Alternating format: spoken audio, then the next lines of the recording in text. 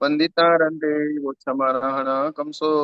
जबले पार्श्वनाथ भगवान की जय, महावीर भगवान की जय, शांतिनाथ भगवान की जय, आदिनाथ भगवान की जय, वर्तमान शासनायक श्री महावीर भगवान की जय, आचार्य श्री शिवकोटि महाराज की जय, आचार्य श्री अपराजी सूरी महाराज की जय, आचार्य श्री कुंदू सागर जी, कनक नंदी जी, पदम नंदी जी गुरुदेव की जय, जिनवाणी माता की जय, श्रीमद जैन धर्म की जय।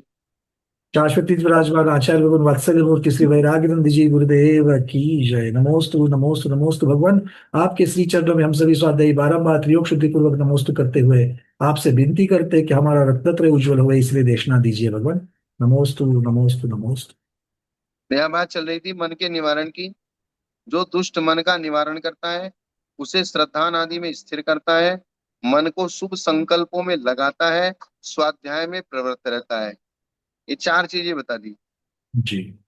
दुष्टता का निवारण करता है, श्रद्धान आदि में स्थिर करता है मन को, और शुभ संकल्पों में लगाता है और स्वाध्याय में प्रवृत्त करता है, उसके समता भाव होती है। जी। गाथा नंबर 142। जो ये विपणंतम मणम नियत्ते दिशे विचारेण, निगयति मणम जो करे दी अधिलज्जियम च मणम। जो भी रत्नत्रय से च्युत होकर, अब यह दूसरी चीज बता रहे हैं कि अगर मन को कंट्रोल नहीं किया गया है, तो मन आपका आपके रत्नत्रय से आपको च्युत कर देगा। ये मन कोई सीधी सीधी चीज नहीं है। ये आपको मोक्ष पहुंचाएगा तो आपको रत्नत्रय से च्युत करके सातवें नरक में भी यही लेके जाएगा, निगोद में भी यही लेके जाएगा। तो जो भी रत्नत्रय से च्युत होकर विचित्र राग आदि में, राग आदि क्या विचित्र, नाना प्रकार का विचित्र राग आदि, जैसे एक चित्र होता है, चित्र में नाना प्रकार के रंग होते हैं।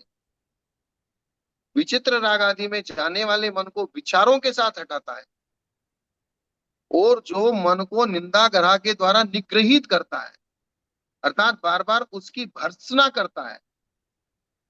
मतलब जैसे किसी सामने वाले को ज्यादा हम कठोर शब्द बोलेंगे तो फिर वो हमारे पास आना छोड़ देगा। कोई व्यक्ति अगर हमारे पास आता है, बार बार हम उसकी निंदा करते हैं, गरा करते हैं, कठोर शब्द करते हैं, क्यों आया यहाँ पे, क्या काम है तेरा, जा तू यहाँ से, यहाँ नहीं आना, हमारे पास नहीं रहना। ऐसे अपने मन को, हे मन हाथ उट्टकम हाथ उष्ट चिंत्यम भाष्यम च हाथ उठम, अंतो अंतो डज्जमी पच्छत्ता वेण वे यंतो।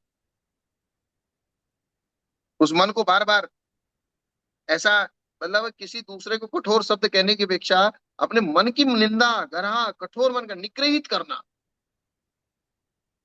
तो मन को लज्जित करता है, शर्मिंदा करता है।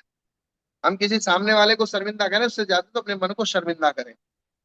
तू ऐसा करता है, तू वैसा करता है, तू गंदा है, तू हल्का है, ऐसा क्यों सोचता है, ऐसा क्यों इस ईर्ष्या भाव मन में रखता है, क्रोध मान में लोभ करता है, हिंसा झूठ चोरी कुशिल परिग्रह में जाता है, बार बार पापों में जाता है, बार बार अशुभ में जाता है, बार बार खोटे विचारों में जाता है, दूसरे का हित चिंतन करता है, अनर्थ दंड में जाता है। इस प्रकार बार बार उस मन को शर्मिंदा करना, लज्जित करना, उसके सामान्य होता है। क्या होता है? उसके सामान्य भाव क्षमता भाव होता है उनको। अर्थात उसके समता भाव होता है। विपरिणतम में वी शब्द का अर्थ है अनेक, निर्यय उपसर्ग बहिर्भाव के अर्थ में है, और पड़ी का अर्थ है गमन। अतः इस पद का टोटल अर्थ हुआ अनेक बाह्य विषयों में जाने वाले मन को रोकना। अनेक बाह्य विषयों में जाने वाले मन को रोकना।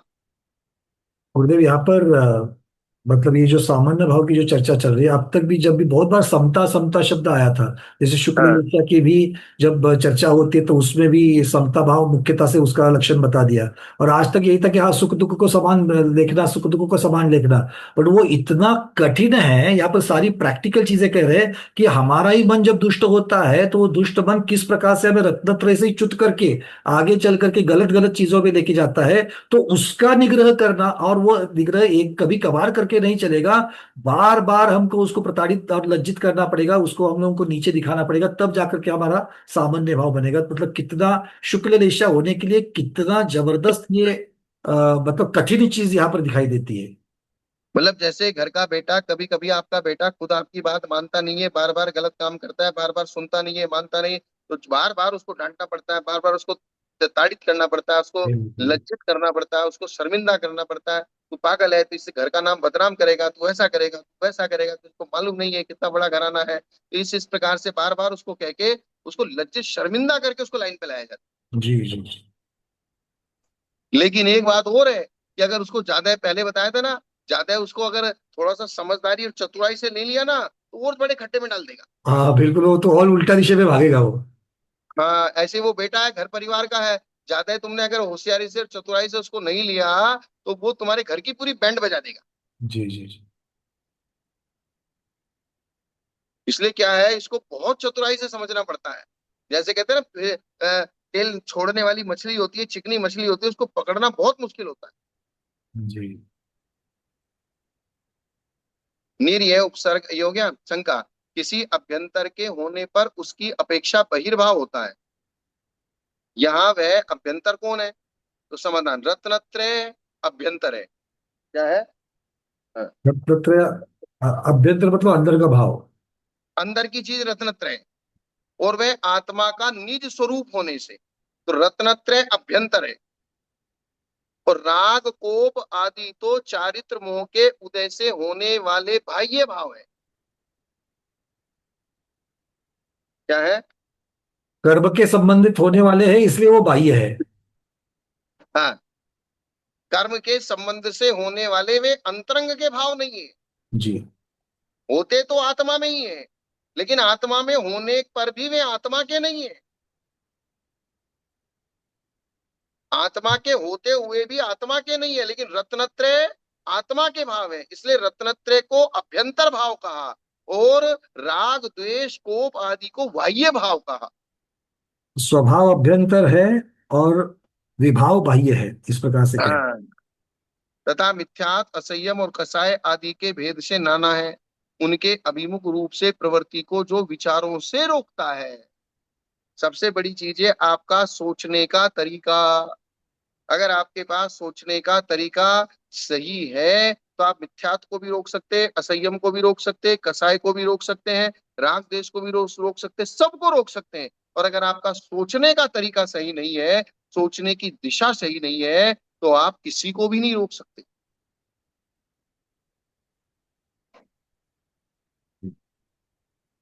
आया ना? जी। अब वो बोले विचार कौन सा है? ये जो तत्व का अश्रद्धान है, अथवा हिंसादि रूप परिणति है। तत्व का अश्रद्धान, ये मिथ्यात्व है। और हिंसादि रूप परिणति है, ये असंयम। असंयम है। और क्रोधादि रूप भाव है, ये कषाय हो जाएगी। राग द्वेष है।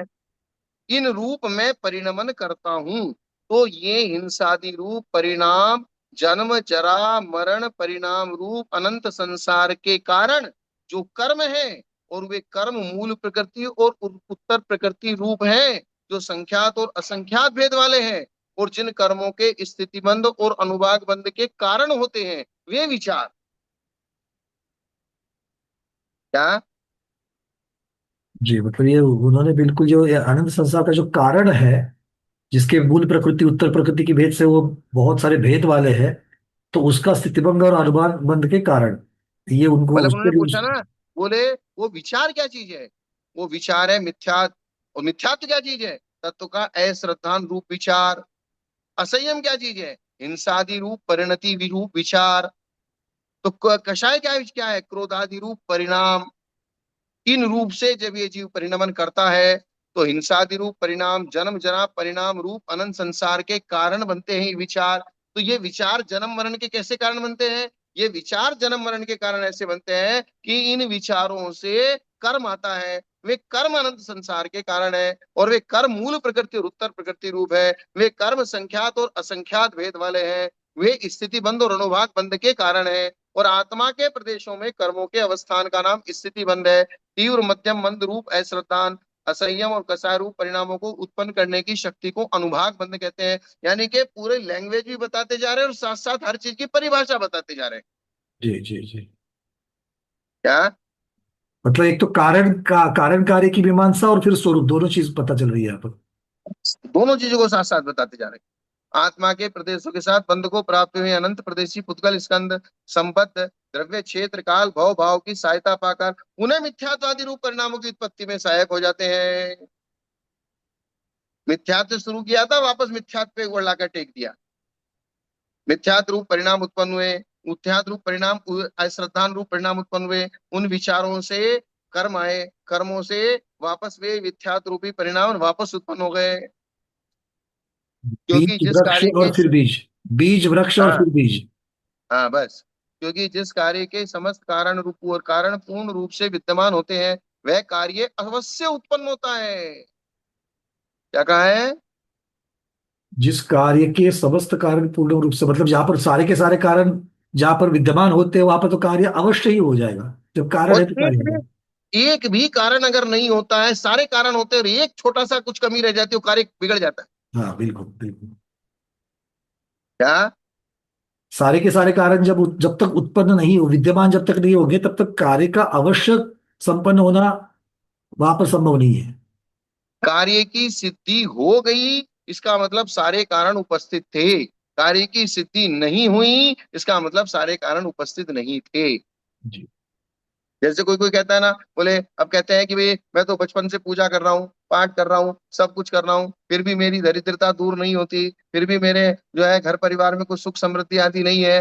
अब आप करते हो, लेकिन उसके साथ साथ कुछ ना कुछ कमी कहीं ना कहीं रह जाती है।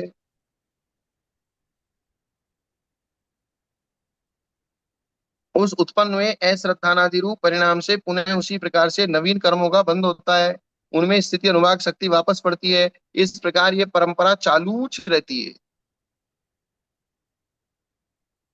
बीज वृक्ष की परंपरा, और उस परंपरा से अनंत काल तक संसार में भ्रमण करना पड़ता है। इस प्रकार अश्रद्धान आदि रूप परिणाम करने से मेरा महान अहित होगा, ऐसा दिमाग को डायरेक्शन देना पड़ेगा। इस प्रकार से के विचार से जिसका मन अश्रद्धान आदि से हटता है, उसके श्रावण्य होता है, उसके समता भाव होता है। समता भाव सिर्फ एक राग दे छोड़ दिया भाई समता भाव के, ऐसा नहीं है। बहुत सारी चीजें हैं समता भाव के। तथा जो मैंने बुरा किया, बुरा विचारा इत्यादि निंदा और ग्रह से मन का निग्रह करता है, उसके समता भाव होता है। जो मन को अत्यंत लज्जित करता है, हे आत्मन संसार अहित है, हे मन समझ जा, मान जा, बात समझ ले, उसके कारणभूत परिणामों को, मुक्ति को, मुक्ति के उपाय रूप भावों को तू जानता है, उसकी श्रद्धा करता है। संसार के उन कारणों को दूर करने के लिए तूने निर्ग्रंथ लिंग धारण किया है। अर्थात तू सब जानता है, सब समझता है, तूने दीक्षा भी ले ली है, सब कुछ कर लिया है, फिर भी नहीं मानता है। इसे समझ ले। इसका मतलब तुझे समझ में नहीं आती ऐसा नहीं है, तू सब जानता है, सब समझता है, बिना जाने समझे सोचे समझे तूने दीक्षा नहीं ली। तुझे ऐसी चिंता नहीं करना चाहिए। इस प्रकार मन को लज्जित करता है, उसके समता भाव।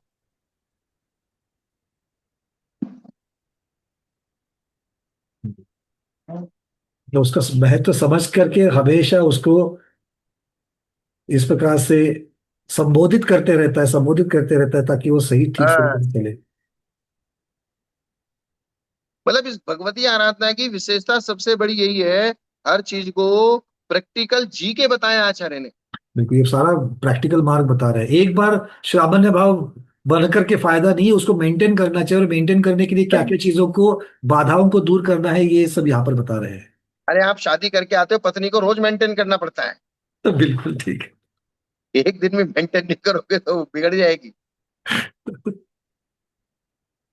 आचार्य कहते हैं कि बोले, आपके सिर पे जो बाल होते हैं ना, रोज उसमें कंघी डालते हो, रोज तेल डालते हो, रोज उनको शैम्पू से धोते हो, और एक दिन भी नहीं करो, उसी दिन सभा में तुम्हारी जात बता देंगे। बिल्कुल। क्या करेंगे? जात बता देंगे, आपकी सारी कुंडली बना लेंगे वहां पर। हाँ, मतलब सबसे बड़ी बात, कितना सम्मान करते हो, इन बालों को सिर पे रखते हो, इन बालों को रोज कंघी करते हो, उच्च रोज इनको स्थान पर। संभालते हो, इतना सम्मान इनको देते हो, सिर्फ एक ही दिन भूल जाओ, बिना कंघी किए, बिना कुछ तेल वेल डाले, ऐसे ही ऊंचे नीचे खड़े हो, और किसी शादी ब्याह में चले जाओ या किसी सभा में चले जाओ, बोले देखो कैसा आदमी आ गया। विमनस्क अवस्था कही जाती है उसकी, बाल अगर बिखर गए तो। मतलब अपन ने इतना 24 घंटे सम्मान किया और सिर पे रखा, तो वो एक दिन भी अपने असम्मान को सहन नहीं करते।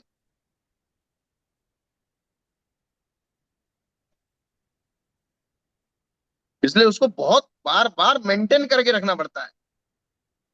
ऐसा ये है सारी स्थिति। थोड़ा सा भी तुमने चूक किया, सावधानी हटी, दुर्घटना घटी। इसीलिए जिनके बाल कम है उन्होंने यही सोचना चाहिए, अच्छा हो गया झड़ गए, क्योंकि कैशलेस हाँ, करते वक्त तकलीफ नहीं होगी। वो भी सही है। हम तो यही सोच करके चलते हैं। हाँ, सही है। बाल है ही नहीं तो केस सोच काटे में दर्द ही नहीं होगा। बिल्कुल। लेकिन दर्द तो सहन करने की भावना रखनी पड़ेगी ना। वो तो है, वो तो बिल्कुल। मतलब अगर कुछ चीज आपके पास नहीं है तो भी उसको हम पॉजिटिवली ले सकते हैं। हाँ,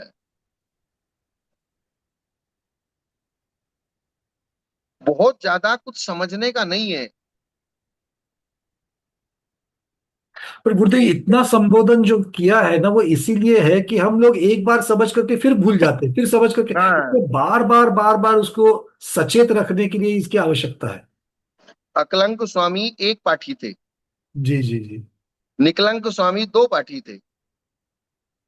जब जीने मरने का नंबर आया तो निकलंक ने कहा कि बोले तुम एक पार्टी हो, तुम्हारे से ज्यादा प्रभाव ना होगी, इसलिए तुम रुक जाओ, मैं चला जाता हूँ। जी। और एक पार्टी यानी कि एक बार जो दृश्य देख लिया, एक बार जो शब्द सुन लिया, एक बार जो लाइन सुन ली, उनके दिमाग में चिपक गई। और ऐसे हमारे जीवन में कितनी सारी चीजें पांच इंद्रियों के माध्यम से हम अपने अंदर लेते हैं। अगर वो सारा हमारे अंदर स्टोर रहता तो हम बहुत बड़े ज्ञानी हो जाते।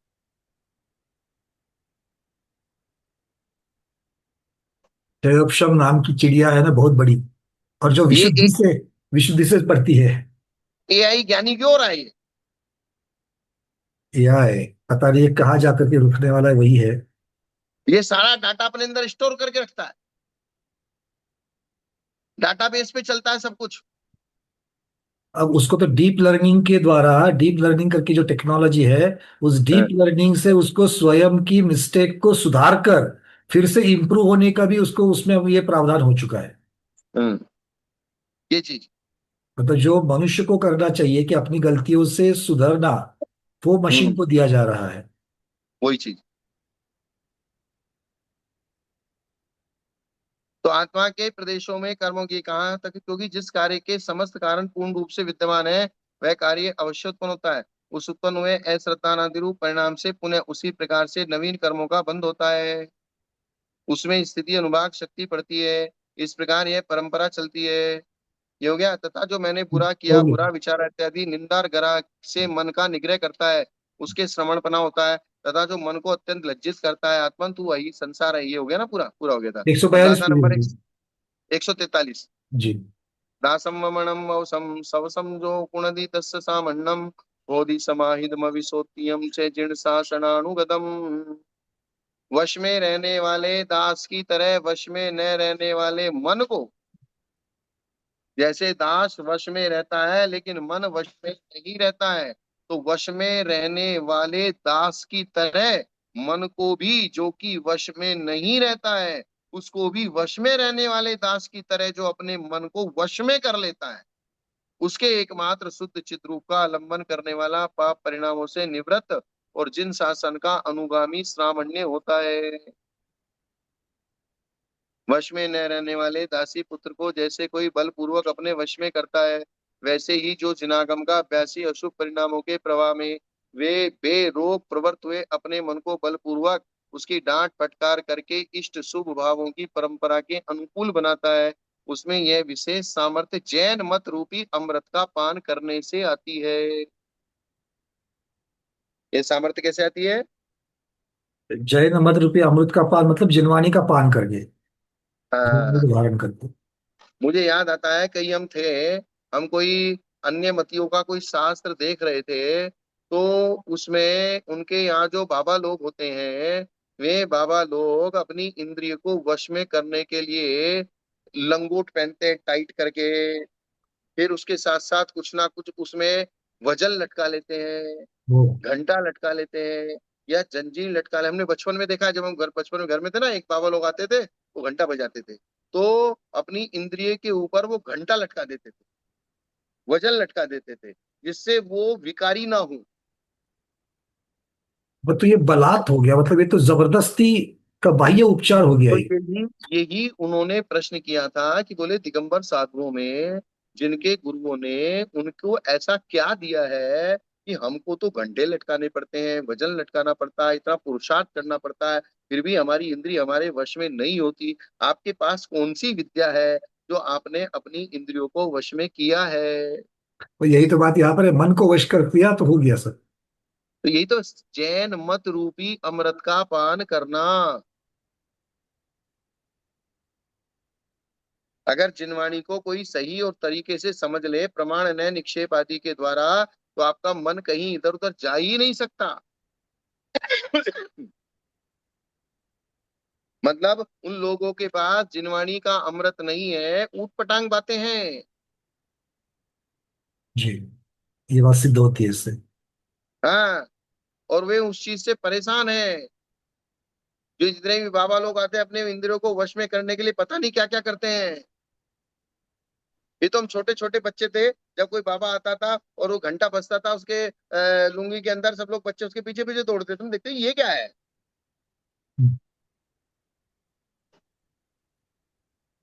वो बच्चे डर डर के भागते थे।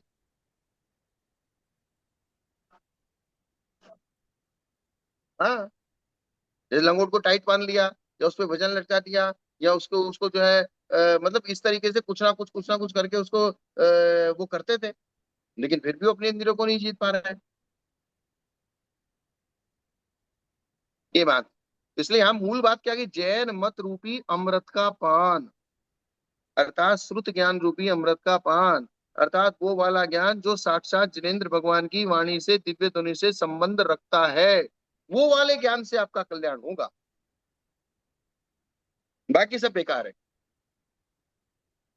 उसके समता भाव होता है, वह श्रामण्य एक मुख होता है, अशुभ परिणाम प्रभा को जिन्होंने विश्व को अपने रंग में रंगा है उसको दूर करता है। अशुभ परिणामों का प्रभाव ऐसा है, जिस अशुभ परिणाम के प्रभा ने सारे विश्व को अपने रंग में रख रखा है। अर्थात सारे विश्व में सिर्फ सब लोग 99% अशुभ परिणामों के प्रभाव में बहते हैं। ये जैन मत उसको दूर करता है। जिन शासनानुगत होता है, द्रव्य और भाव कर्म के द्वारा किए जाने वाले प्रभावों को जिन्होंने नष्ट कर दिया है, उन जिनका शासन जिसके द्वारा या जिसमें जीवादि पदार्थ सिखाए जाते हैं, उसे शासन कहते हैं। अर्थात जिनागम का अनुगामी होता है, जो योग्य है, जिसने मुक्ति का उपाय जो निर्ग्रंथ लिंग है उसे स्वीकार किया है। अब आगे, अब यहाँ तक समाधि का प्रकरण पूरा हो गया। यहाँ पर शासन की बड़ी सुंदर परिभाषा दे रहे हैं, क्योंकि जिन हाँ, शासन जिन शासन, हम लोग शासन मतलब जो शास्ता शासन इस प्रकार से या राज्य करना इस अपेक्षा से जो सोचते हैं, यहाँ पर जिसके द्वारा या जिसमें जीवादि पदार्थ सिखाए जाते हैं, मतलब 9 पदार्थों का वर्णन जहाँ होता है, वो शासन। जिसमें जीवादि पदार्थ सिखाए जाते हैं वो शासन। अर्थात अब ये पहला अधिकार जो योग्य है, अरे दूसरा अधिकार जिसने मुक्ति का उपाय निर्ग्रंथ लिंग को स्वीकार किया है। बार बार रिपीट कर रहे हैं वापस उत्थानिका को। जी। श्रुत के अभ्यास में तत्पर है, अर्थात शिक्षा अधिकार। 5 प्रकार की विनय का पालन करता है, अर्थात विनय अधिकार। और जिसने अपने मन को वश में कर लिया, अर्थात समाधि अधिकार। अब उसके लिए अनियत वास करना है। छठा अधिकार कौन सा हो गया 40 में से? अनियत विहार। अर्थात 143 गाथा तक समाधि अधिकार पूरा हो गया। जी, हम यहाँ पर हम इसको अपडेट कर देंगे। हाँ।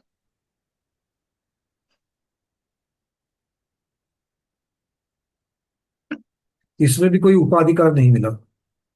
है? इसमें भी कोई उपाधिकार नहीं है समाधि में। नहीं, बस ये मन को नहीं, मन को कंट्रोल करना है। जी। समाधि मतलब मन का समाधान, मन की जो अनियतता है, मन का जो फिसलन बना है, मन का जो निरंतर इधर उधर दौड़ना है, उसको कंट्रोल करना है। 134 से 143 हो गए। और हाँ। अब अनियत विहार, अनियत स्थानों में रहने की चर्चा, छठा अधिकार शुरू कीजिए। बस आज इतना ही रहने थे पंडित जी। ठीक है गुरुदेव। आज मैं भी थक गया बहुत। आज आप भी काफी वहां पर। ठीक है, तो एक आज आध कैसे। प्रश्न प्रश्न कर लेते कोई हो हाँ, तो। प्रश्न देते ललिता दीदी का। ललिता दीदी भी है। ललिता दीदी, आप अनम्यूट किया है, बोलिए आपका प्रश्न। आचार्य श्री नमोस्तु नमोस्तु नमोस्तु हाँ मुनिश्री बोलिए। नमोस्तु। मैया वंदना। आचार्य हम्म। श्री, एक तो आप अभी तुरंत जो बात बोले हम उसमें मैं बोलना चाहूंगी, क्योंकि मैं उसी धर्म से हूँ। शादी मेरी अग्रवाल जैन में हुई है, तो मैंने जैन धर्म को मतलब मेरे को अच्छा लगा तो मैंने अपना लिया, घर वालों की कोई ये नहीं थी।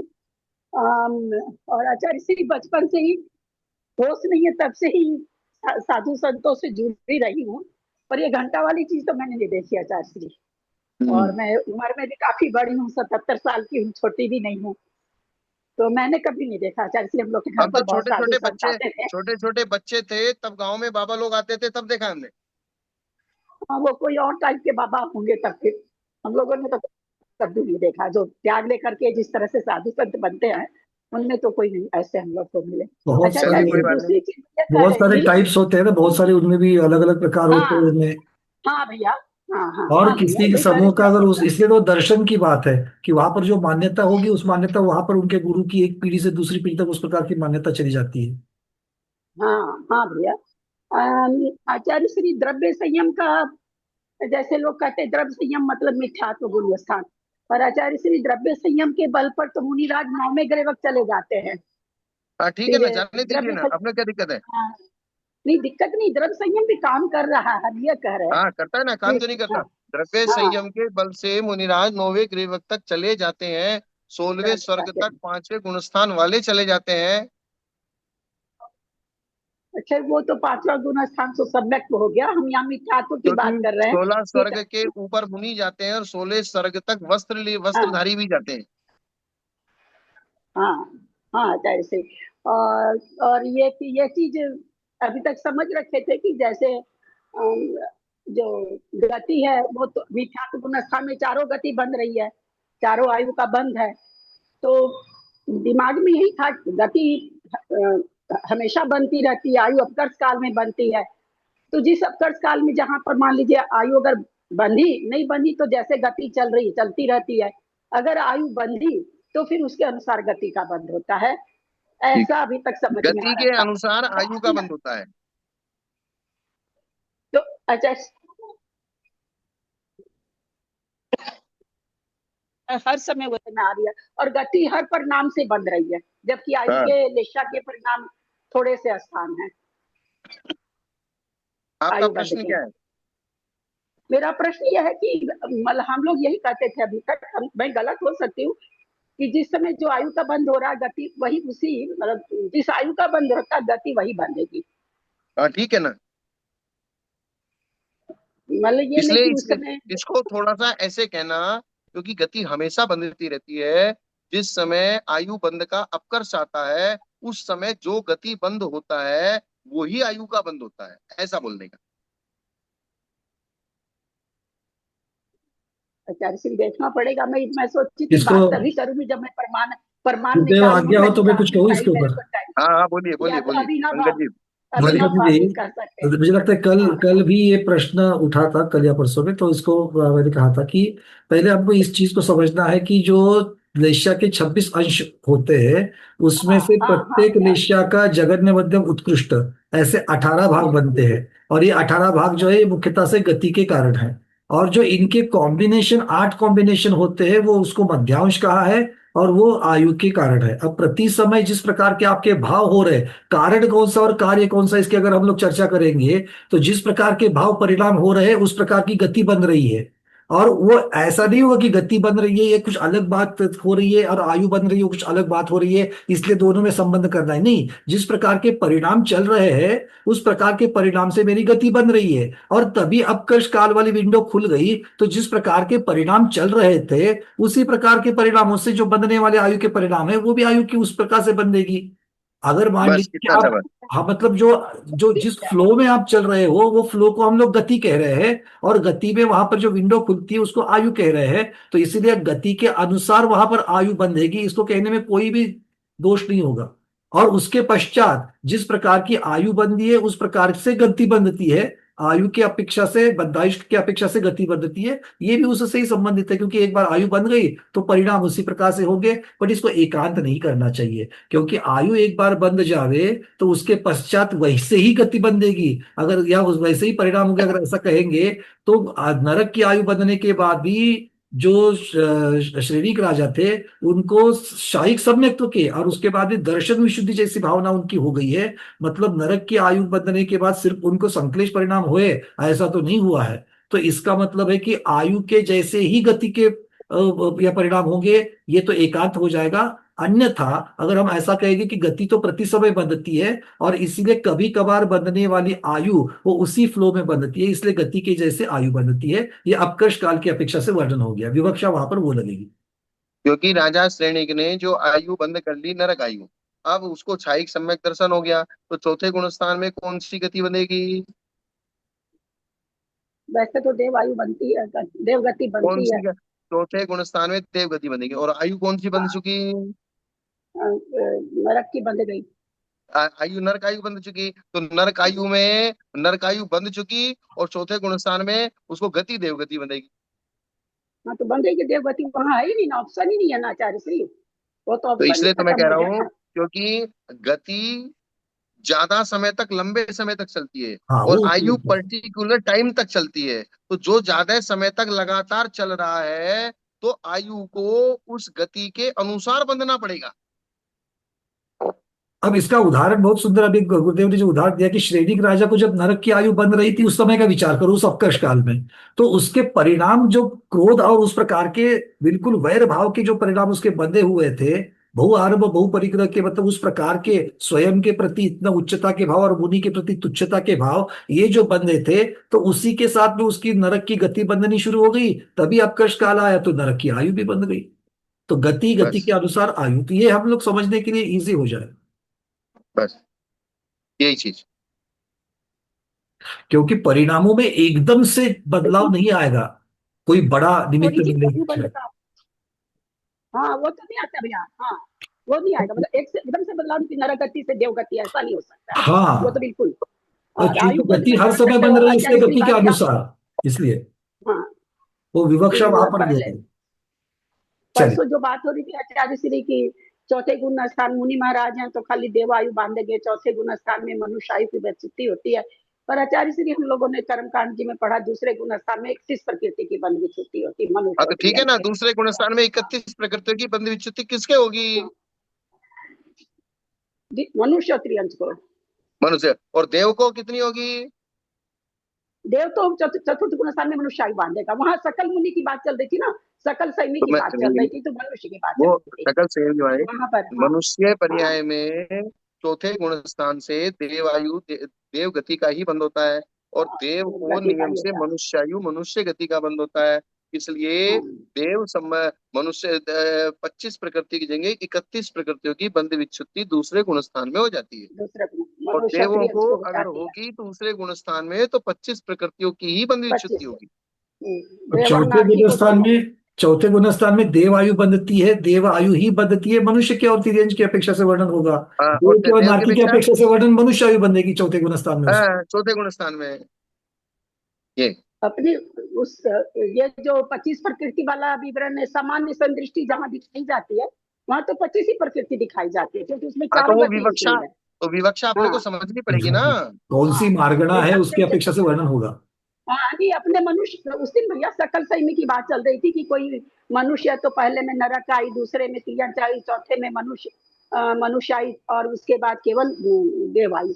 तो हम वही कहना चाह रहे कि मनुष्य आयु की विच्युति मनुष्य तो दूसरे ही क्योंकि गुणस्थान में कर लेगा। सिर्फ और सिर्फ हाँ गुणस्थान का वर्णन करना वो ओग वर्णन हो जाएगा, और मार्गणा की अपेक्षा से करना आदेश हो जाएगा। दोनों भी अलग अलग है, दोनों में विवक्षा अलग होगी। मार्ग नहीं था, मार्ग ना मनुष्य चल रहा था ना उस दिन, मनुष्य का ही कथन चल रहा था भैया, मनुष्य चलिए, के तो हिसाब इतना ही से रखते हैं कथन आज, चल आज रहा की था। ठीक है दीदी, और कोई प्रश्न है? हाँ नहीं भैया। चलो, गुरुदेव समापन ठीक है। कर लेते हैं फिर। तो हाँ आज हाँ के ठीक। स्वाध्याय को गुरुओं के श्री चरण में बारंबार नमोस्त वंदना में इच्छाकार करते हुए यही पर समापन करते हैं। जैनम जयतु शासनम, जैनम जयतु शासनम, जैनम जयतु शासनम। गुरुदेव